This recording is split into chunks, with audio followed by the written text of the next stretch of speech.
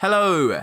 In this one, I'm going to show you how you can do keyword research using SEMrush, which is a premium SEO tool. If you have not watched the earlier videos at the start of this course, specifically the videos in the niche research section, then please go back and watch that, as although this is a premium tool, as I actually show you how you can get access to this tool for completely free for 14 days. So once you have access to SEMrush, all you need to do is literally enter in the keyword you want to target. So following suit of the same niche, I'm going to enter best table saw, hit return, and then carry out a search. And as you can see, it returns tons of data all related to my search term. The first thing you need to do is make sure you have the right database selected. So as I'm targeting the US, I want to make sure I have United States here.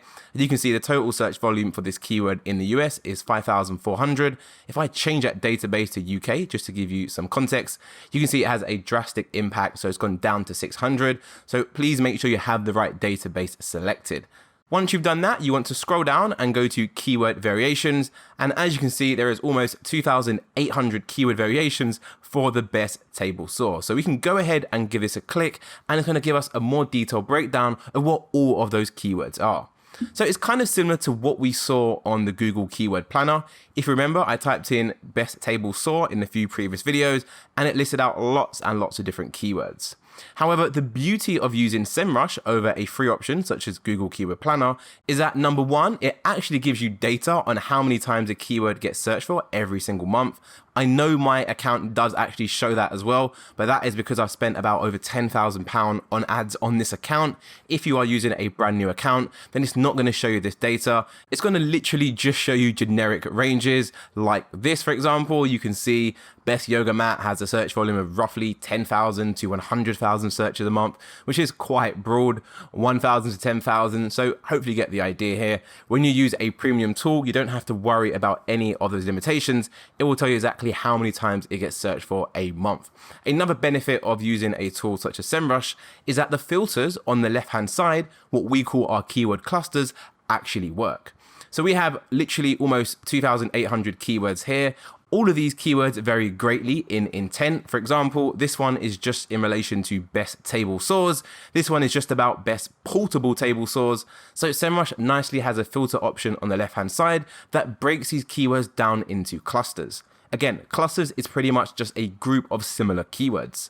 However, the great thing about SEMrush is that these filters actually work. If I go ahead and click portable, for example, you can see now it's only showing me keywords related to portable saws. If you compare that to what we had on the Google Ads interface, if I go back to tool, untick all of these and go for the portable filter right here, you can see it shows me one portable table saw keyword, but the rest aren't really related to portable, such as cheap table saw, best table saw blade. So you can get lots of really weird keywords which don't really meet your topic. So SEMrush does a much better job at clearing all of that up. And as it does a better job of clustering your keywords, you don't actually have to go through the manual process of clustering your keywords. If you remember, we had a master tab. We literally copied in all of these keywords and then we added some filters, went through it manually, and then copied those keywords across onto a cluster tab. However, as SEMrush does all the clustering for us already, we can literally go to portable, go to our cluster, and we can export data from just that specific tab. So make sure you have this group selected, which we have 168 keywords. I'll go for a CSV file, and then I can open that up and see all my keywords related to that cluster. So again, we only need the first two columns. We need keyword and the monthly searches. All the other stuff can be completely ignored. So go ahead and copy that, go back to our keyword cluster. And what I'm going to do is obviously just go ahead and add this to this tab like so. So I'm not going to replace the data that I have from the Google Keyword Planner. Just going to add this to the bottom. I'm then just going to go back to the top and tidy this up a little bit. We've got different font sizes. I do like to make sure all my fonts are the same and the same size. But this is pretty much the process. You search for your keyword on SEMrush, you find the clusters on the left-hand side, you then export the keywords and add the keyword clusters on the specific keyword cluster tab. Now, you don't have to do this for every tab you see on SEMrush. For example, if I go to 10, this probably relates to the inches of the blade. Yep, best 10-inch table saw. If you have no intention for creating pages and content on your website about the best 10-inch blade, maybe you just want to focus on specific clusters for whatever reason, then of course you can ignore those. Although typically speaking, you are going to want to make sure you go ahead and do the most popular clusters for your topic to ensure you cover the complete niche and you have the most amount of relevancy possible. You are going to note as well that a lot of these keywords towards the bottom have very low search volumes. For example, all of these keywords here have a search volume of 0, which is obviously very, very low. So you don't have to copy all of these across into your master sheet if you don't want when you export the data. You can just copy the ones that have actual search volume. So if I go back to my keyword research sheet, if I scroll down, you'll see there are a lot of keywords towards the bottom which apparently don't have monthly search volume, although I wouldn't pay too much attention to this as search volume is going to vary depending on where you are viewing the data.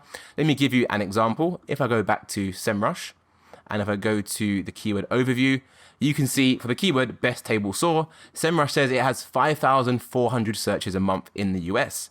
If I go back to Google data, you can see that the best table saw, based on the same database of United States, that has a monthly search volume of 6,600. Now, it's typically the same with other keywords as well. For example, if you search for hybrid table saw, it has 1,900 searches as per Google's data, which of course is going to be the most accurate as this is a source of all the information.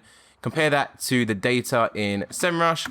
Hybrid table saw says it has 1,600 searches. So 1,600 searches on SEMrush, compare that to Google, 1,900 searches. So it's 300 searches less. So this is a good thing, of course, as we're pretty much underestimating the potential of our keywords and our income potential for our websites as well. But typically speaking, the data you see in Google Ads is going to be more accurate than what you see on these third-party tools. But either way, they're not too far off. And lastly, I just want to add that it's not just keyword variations you want to be looking at when you're doing your keyword research. You also want to be taking a look at the related keywords as well, as you can often find some really good gems in there. Related keywords are pretty much as it sounds, keywords related to your main search term. So that is it for this one, and I'll see you in the next video.